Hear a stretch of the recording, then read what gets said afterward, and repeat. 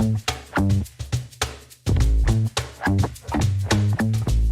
I am Scott Herbst, founder of Six Flex Training and Consulting, and you are watching or listening to The Flex. This is a show where we have conversations with people who are expressing leadership with the intent that it open access to you expressing yours.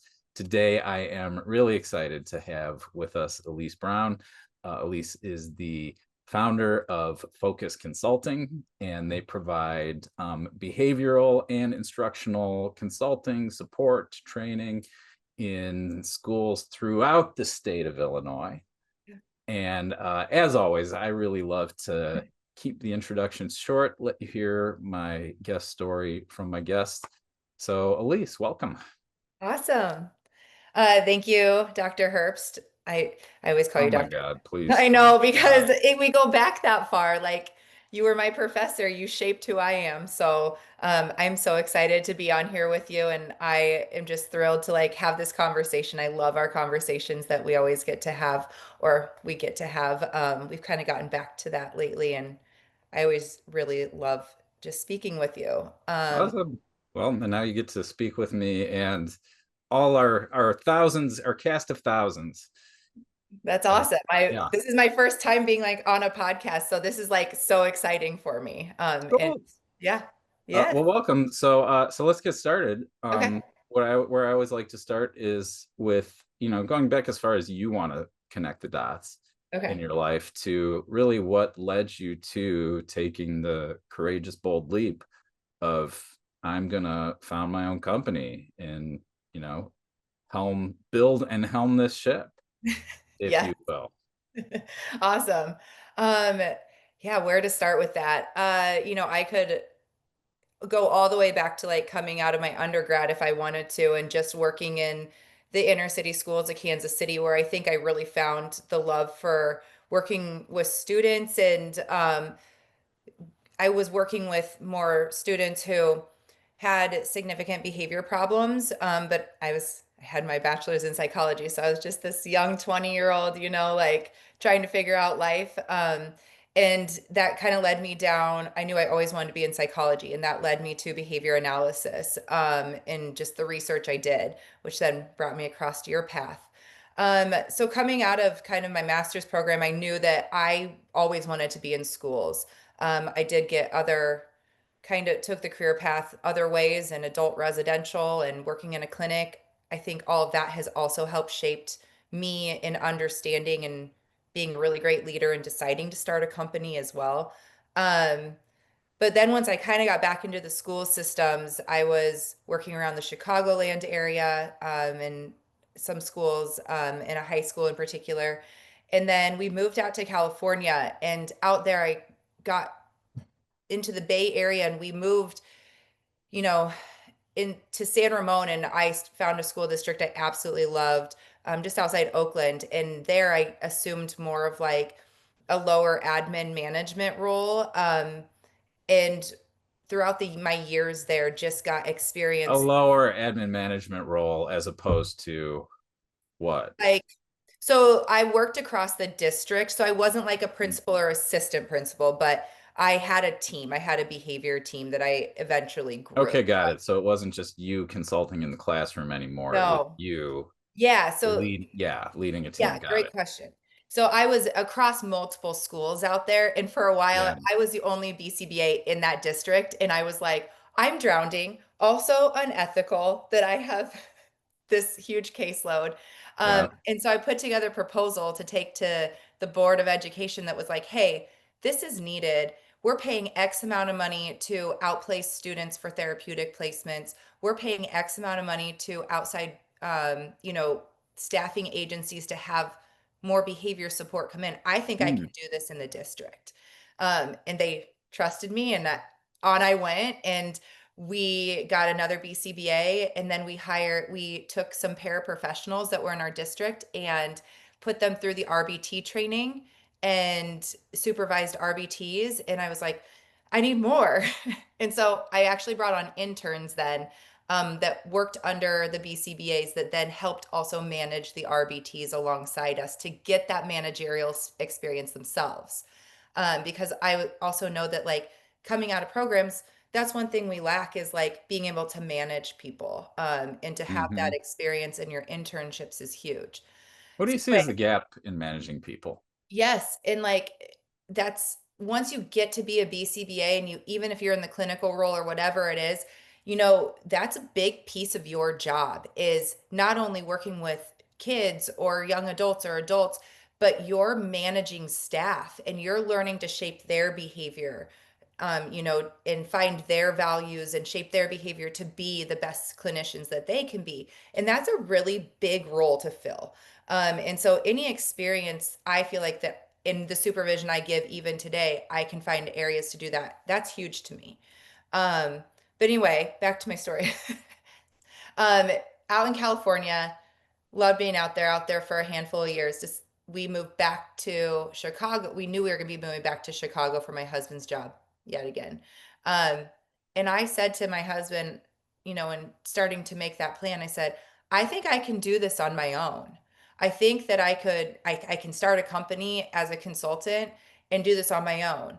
I was also the mom of two young kids at the time, a 4-year-old and a newborn and a baby pretty much. And I was drained and going to work in a school. I was burnt out. And I had a really tough year that year, just, you know, with the students I was working with. And so I said, let's do this. And we started making a business plan. I reached out to some contacts in Chicago and they kind of got me up and going.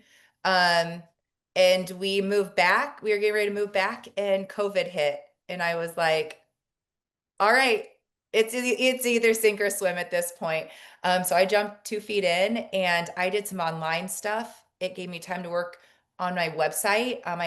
I've had to teach myself all of this, right? And learning Hmm. to be a business owner, probably much like Scott, Yeah. like it's like YouTube on one page and your website on another, and it's like, what am I doing here? Uh-huh. So yeah, that's kind of where it's led me today. And I started out as a single man show in this business of consulting. And now I lead a team of 5 that consist of both behavioral, like BCBAs, and also instructional coaches, which are teachers who have wanted to leave the field but come in to work with us. Yeah. Hey, Yeah, I want to back up just a second and draw attention to something for our listeners. One of my commitments in this is that like this isn't a how do you start a business podcast, right? correct. This is a podcast that is like, look, if you're a new manager managing your first team, like I want this conversation to empower those people who have like no intention of starting a business, or maybe it's a far off dream. I got a lot to learn.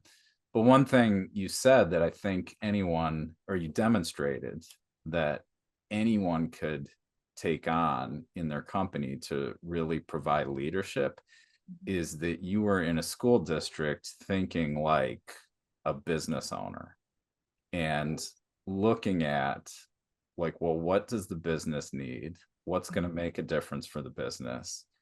And how do I provide that? So, and I know something because I talk with a lot of owners that having people on their team that think like that is like a godsend. It's Yes. not like a godsend, it's a godsend when you have people on your team who are really looking out for what's best for the organization and what is going to help us not only fulfill our mission, but fulfill our mission in a way that actually is cost effective and works and is sustainable for the business given all our operating concerns. Yeah. So listeners, take on that approach wherever you are in the company. It's valuable, and it will, like, if you do that, you'll develop the skills to grow in your leadership. I 100% agree. And I think it takes a certain like courage to be able to do that and find your voice, but I do think that that also comes from the leadership of those companies to like empower their people to feel like they can do that, right? Like I had built great relationships in that district and had a director who trusted me, and I felt that from her. And so Mm-hmm. when I was coming to her, it wasn't just hearing kind of my grievances of how stressed I was being a one-man show at that time. It was her doing that and wanting to problem solve with me, right? And Hmm. that kind of then, oh, she wants to problem solve. Oh, she wants to hear me. And then from there it was like, then I'm going to take this and I'm going to run with it, right? And I'm going to kind of push my limits to then see how far I can take this. What's the worst that can be said? It is no, right? Like, Yeah, awesome. so I think, Hey, I want to dig into a couple points there. yeah, One, I'm interested in, you said it took some courage to yeah, actually take the risk to ask for this, right? right. Talk a little bit about that. Yeah. Like, So I think courage is a really great value for, especially for people who are wanting to be in leadership roles. I think that you can't always be afraid of failure or get into your head and do the what ifs of like, what if I do this, then what does this look like? Or then I fail in this way. Um, and that's coming from a person who I am actually terrified of failure. But yeah, I finding that courage and taking those leaps, I think just lead to really great things, right? And I always go back and forth and I kind of play both fields because I do have that fear of failure of like, yeah. what's the worst that's going to happen in this situation? And can I deal with that? And if it does happen, what does it look like for me to deal with that, right? Or what Hmm. are those conversations? What are my next moves? What are my next conversations? Oh, that's so good. Let me see if I'm hearing this right. Yeah. Um, Correct me as I go. Okay. But so one thing I'm hearing is courage is not, and this is kind of cliche. I saw this in a movie, and probably like five movies, right? But it's not the absence of fear. It's actually like having the fear, recognizing it, and then taking the action. Yeah. And one way that the fear showed up for you that I think is useful is a lot of reasons not to. Yeah. Like, oh, well, this could go wrong and this could go wrong. And that's really the what if, right? Like, well, Yeah. what if this happens and what if that happens? Um, am I nailing this? Yeah, you are. You're on the Okay, right path. cool. Yep. Yes. All right, cool. So, uh, one thing to take away is that, oh, it's not like if to provide leadership, there's not concern, there's not fear, there's not reasons not to. It's actually recognizing reasons as reasons and Right. then taking a step toward what you really care about and Yes. the difference you see you can make. And I And think, yeah, go ahead. go ahead. No, I was just going to say, I think that there's that other side then of the what if possibilities, right? Like there's the what if and that kind of prepares you, but you have to like stop it at a certain point because that is where we get into, and we talk a little bit about this. I know you are in our ACT therapy, right? Like in acceptance and commitment therapy. You can get in your head and spin on all those thoughts Yeah. and it can lead you down a negative path. It can also, those things can also really empower you and say, but what if this happens, right? In this positive light, but it could lead to this, right?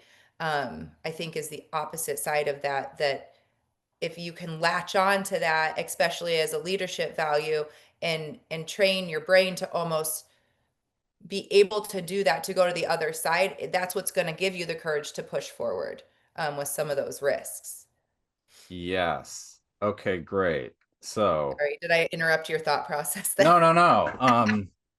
No, that's perfect. So it's learning to recognize one thing that you found helpful was learning to recognize those like, oh, what could go wrong thoughts, Yes. but then also stay pretty grounded on, okay, here's the vision. Yes. Here's the like, okay, what if things go wrong? But then a way to connect to that is, well, what if things really work out? Yes. Is like a question that kind of opens up space to step into. 100%. And then the other thing, I love that you said this, is and I want to make sure I heard it right, but it sounds like one practice you have is to, you didn't say take a breath, but kind of take a breath and really take an honest look at what's the worst that can happen.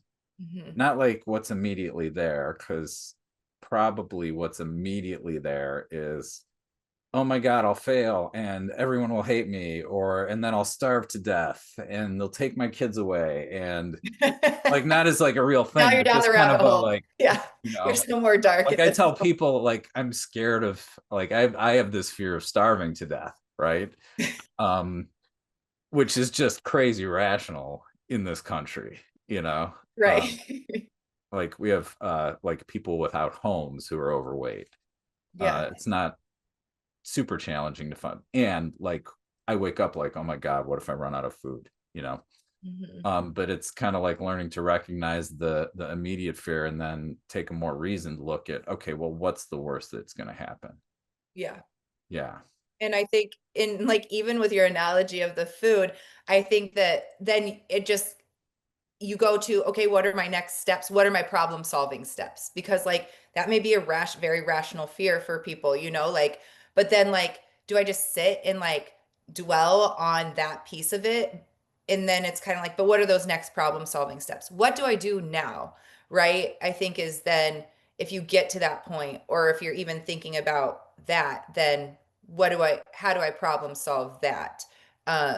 Is really, I think, what keeps me going is that I've always been a problem solver. I think that comes from being the oldest of four, right? And like pretty much feeling like I raised three children at the age of, 10 or whatever. I Yeah. didn't, but I'm very maternal and I always had to find ways to problem solve. I'll also say that my parents were amazing at pushing me to learn to problem solve and letting me fail at times, which Hmm. shaped such strong behavior, and I think is why I have great leadership skills, is because they let me learn from natural consequences at time. They guided me through it. They didn't necessarily always tell me what to do because it was right. They said, what do you think you're going to do? Go experience it and figure it out. And I think that's also what's led to some skills of problem solving, um, that then lead, whether it was basketball or being a mom or being a business owner, those like those are your values too, right? Problem solving is a value as well, of like being able to do that. So Yeah. yeah, Awesome.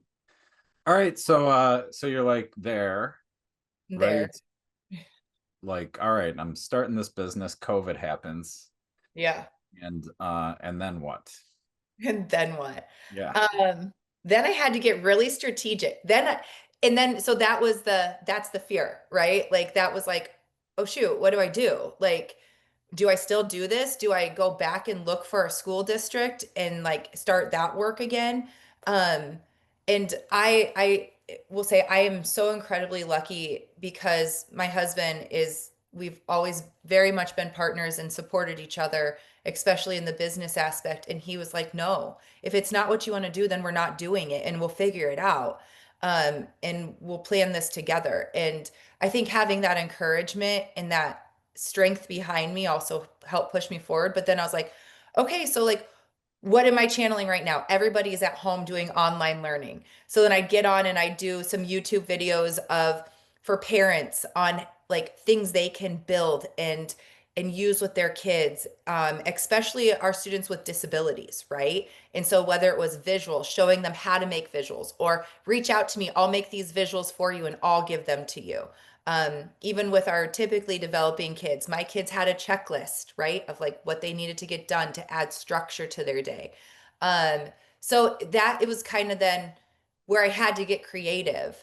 Um, and I think that kind of helped me get my name out. But then also just having the connections and network around this area. I was really fortunate to have found a business partner kind of at that time that I contracted with, and she was a BCBA that was consulting in schools and very much brought me under her wing and helped shape me and get me into these schools, um, and kind of show me the ropes. And then it just really took off from there. So yeah, I mean, I think it's always about being creative and growing with being so aware of what's going on around you in the school districts or in education, and being able to evolve and grow with it and check those boxes that need to be checked for teachers, for administrators, for students, to fit Yeah. the needs. So I want to talk a little bit about that, and you might not know, but let's look at it. Is I can hear there's a particular view, and you've talked about problem solving, Mhm. but really being sensitive to what's needed and then providing that.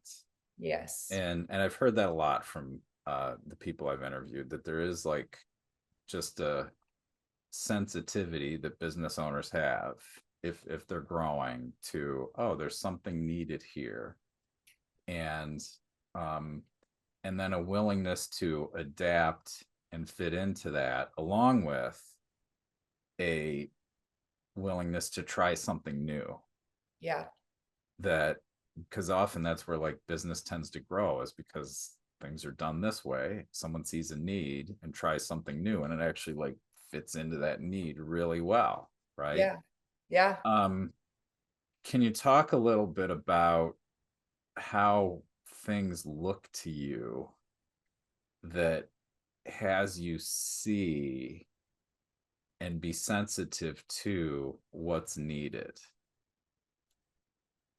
Hmm. I think it's just who I am. I'm just that awesome. I don't know. Um, I um the well, you ability to are I think awesome. And yeah. uh and we're behaviorists, right? Yeah. I think that um has a lot to do with it. well, Is but no, like I want environment. to actually look at, like, there's a behavior there Yeah. that, like, maybe you had some kind of, like, you've been practicing it from a long time, having like younger siblings who, I got to figure out how to take care of these. And I'm interested in, okay, what is the skill that's there that we could hand off to someone who isn't as practiced in that? Okay. Yeah. I think I'm interested in, like, okay, thinking's behavior, right?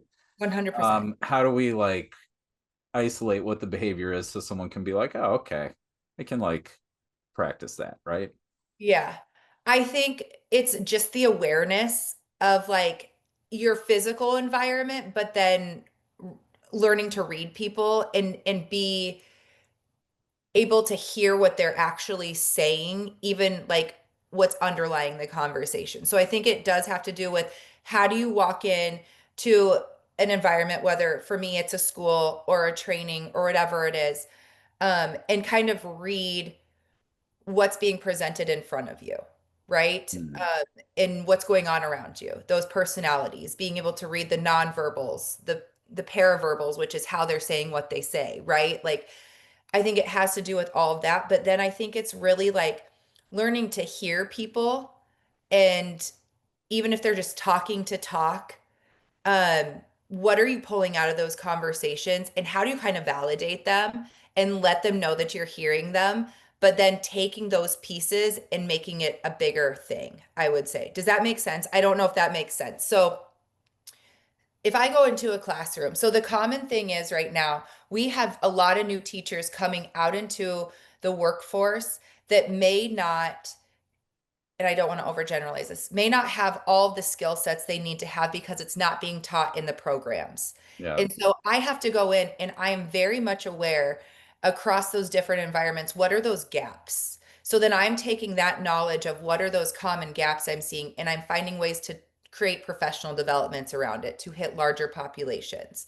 I'm listening to those conversations about with those new teachers about areas they're struggling in and where they need support. And I'm taking what they're saying, validating it, problem solving with them, but then also taking that information and finding ways to bring it back to administrators in a bigger circle and make it, something we are talking about because it is a common theme. So I don't know if that answers the question, but I would say it very much goes Let into, me offer some insight if I can, sure. and see if it lines up with what you're saying. Okay. Um, One, there's a lot of listening going on, Yes. and and uh you talked about sometimes people are just talking to talk, and I don't think that's true. Okay. Okay. Like, I think if I'm going to say it this way, it's not behavioral, but it resonate with anyone. Like, if someone's talking, they have some concern, right? And There's a maybe purpose what there. you would Yes. call like talking to talk is, my concern is that I think this interaction is going weird and silence will be awkward and I want you to be comfortable. So I'm just going to talk to fill the silence, but I'm not actually talking to fill the silence. There's a concern that the people around me are actually comfortable and at ease. Yeah. And maybe I'm interested in building relations with people. So there's always that background concern. And I think that would probably be one of what the things you're talking about when you talk about like listening for or hearing what is behind what they're saying that they're not necessarily saying, Yes, exactly. right? Yes, there And is purpose, right? And it's about finding that purpose. yeah, so it's listening in a way that is really getting clear on, well, what's a person's real concern here? Yeah.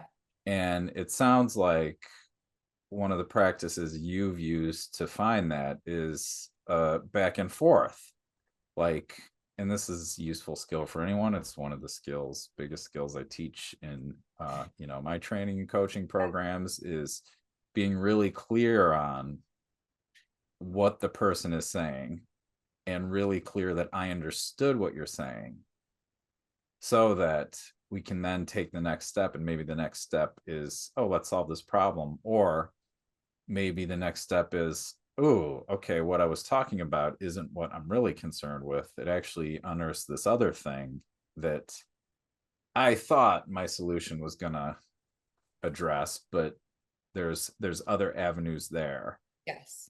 Yeah. Yeah. I think, and that's a lot of like, I don't want to say the game that we played. And don't mind my dog in the background. That's Kevin, guys. Everybody, that's Kevin. Kevin. He's Snoopy. I put a barrier up. He found a way to get through it. That's a boxer. He'll figure it out. But so in this is literally, I'm going to pull this off the wall and I'm going to show this to you right now.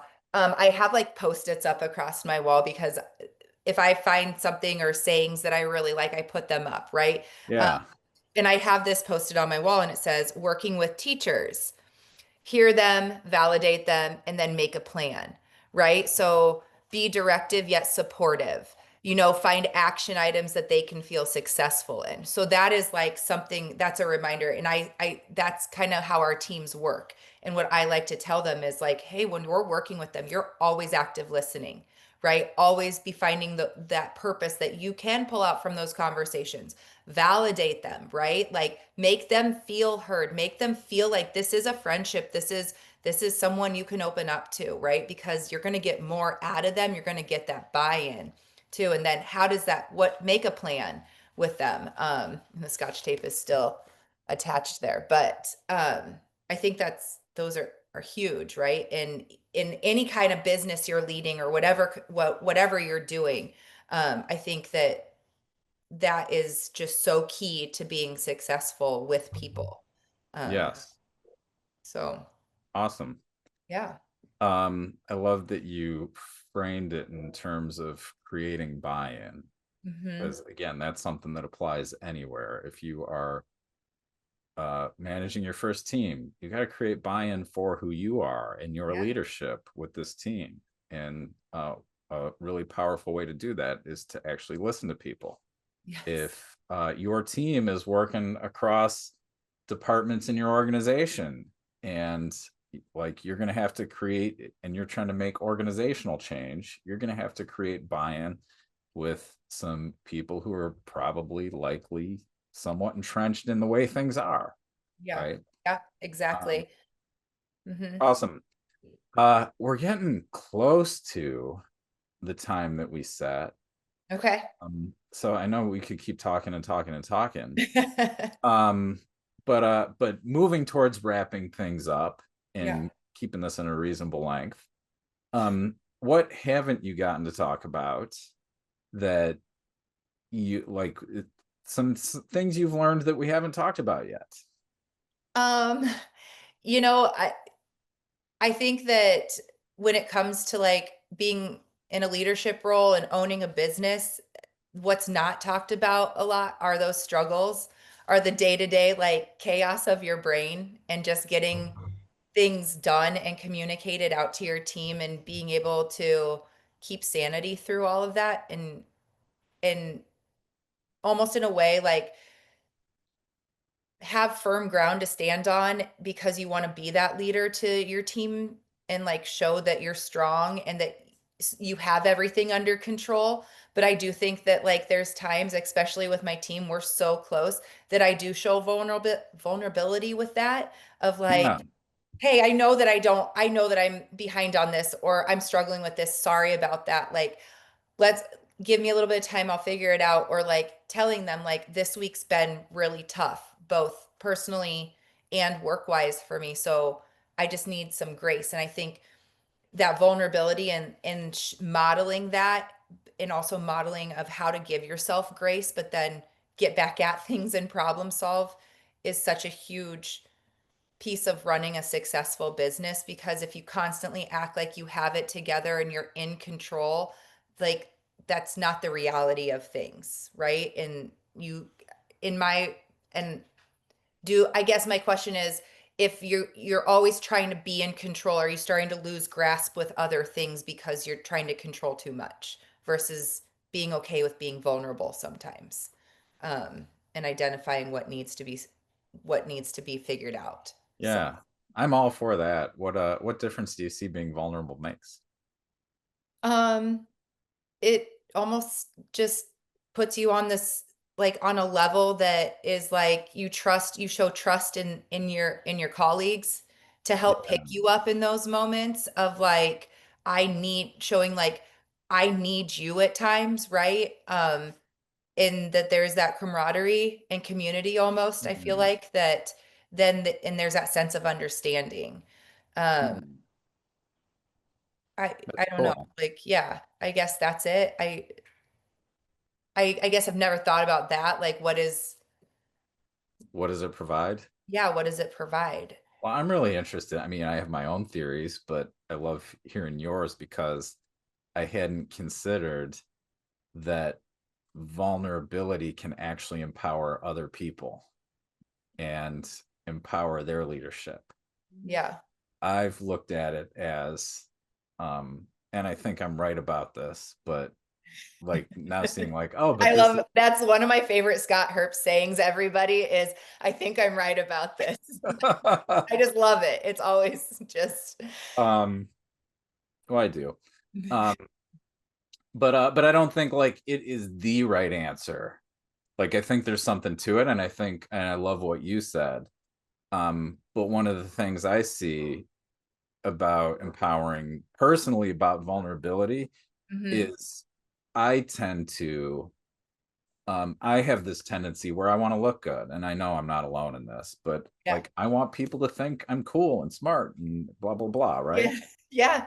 Like I'm a 100%. powerful leader, and I will personally get focused on that at the expense of, well, what's the real difference that had me step into leadership in the first place? Mhm. So there's, like you said, looking beyond the like the what if, what could go wrong, but towards that, well, what could we cause in the world, Yeah. right? Like Yeah. there's that, and then there's do I look good, which really has nothing to do with causing that. And if I'm vulnerable and say like, look, I'm trying to keep it together and look like I'm have it all figured out and I don't, and I need help, or I need some grace, or what, like Yeah. uh then I can relax, take my attention off that and get it back on that. But I never considered that like being vulnerable in that way elevates or at least gives people around you an opportunity to elevate and grow. Yeah. So really cool. Yeah.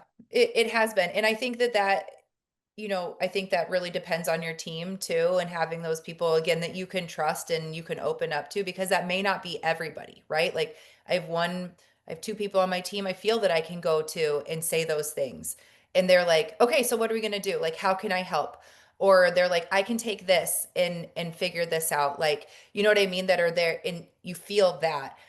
Is that everybody? No. Like I have some new people I hired where you're right. I do want to look better. I want to look like I have it together. I want them to feel like, oh, I joined this company, I joined this organization, and like she's got it together and we're fit in, you know what I mean? Like, so I think that it's not everybody at all times. Because Yes. you're still guarded in what you share with some people. But having those, at least a person or somebody on your team that you aren't afraid to be that way with, or you can take the risk to try that even to see what comes of it, you know? Yeah.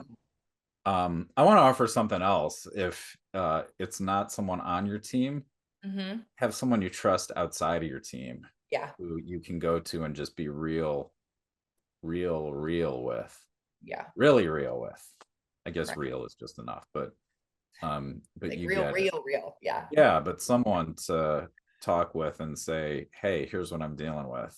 Yeah. That like you said, you trust. Hmm. Um all right, two questions I always love to ask, actually three towards the end. Okay. One, what's your next challenge? What like how are you looking to grow? How are you looking to develop? Yeah. What's next for your business and how are you going to grow along with that business challenge is my Yeah. first Um, question. Well, to answer that, I had you say the state of Illinois because we're serving a lot more rural school districts. There's a lack of resources out there. And I'm constantly trying to find people to fill those roles, whether it's instructional coaching or BCBA.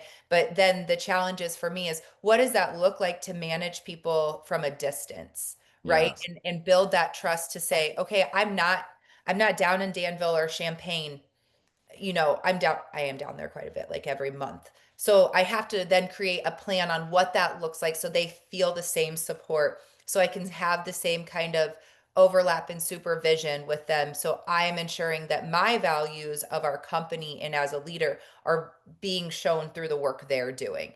So Yeah. that's kind of my next challenge is like if we're going to expand, and I don't want to be huge, right? I love the smallness of our business. I love that the sense of community we all share together. And so I don't want to be something big. So it's like finding that happy medium to like grow, but like slow myself down at times. Yeah, grow responsibly. Yeah. Yeah. Yeah, for sure. Um awesome. And then what are you proud of?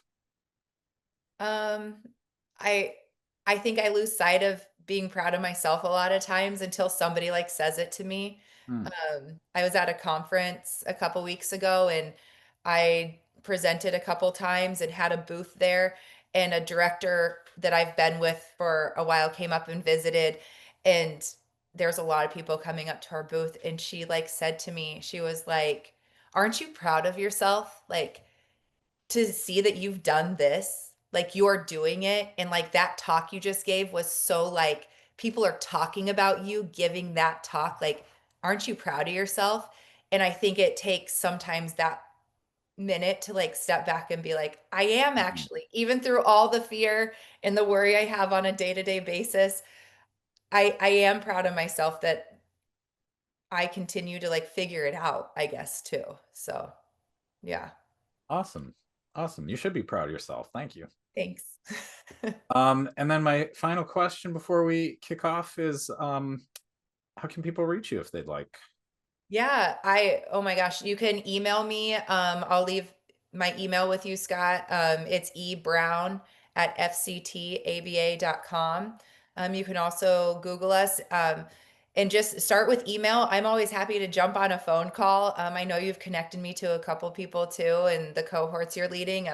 I love to network. I love to find relationships that help both of us grow, and just hear stories. And I think that that's so empowering. So, yes, please reach out. But email is a great place to start. Awesome. Elise, thanks so much. Man, this time flew by. I know. Thank you so much for coming on Yeah, and thank you. sharing your insights and being willing to have a little back and forth and explore some of these things. I got value out of it. Like, oh wow, vulnerability is empowering. That's a cool Oh, insight to walk good. away with. So I love that. so thank you. Yeah, Um, thank you. This has been so fun, really fun. So, And to those of you listening, watching, thank you for sticking around for this episode of The Flex. This wraps it up as usual. Give us a like, give us a follow, give us a 5-star review. Whatever platform you're listening on to us on allows for. and we will see you back here at our next episode.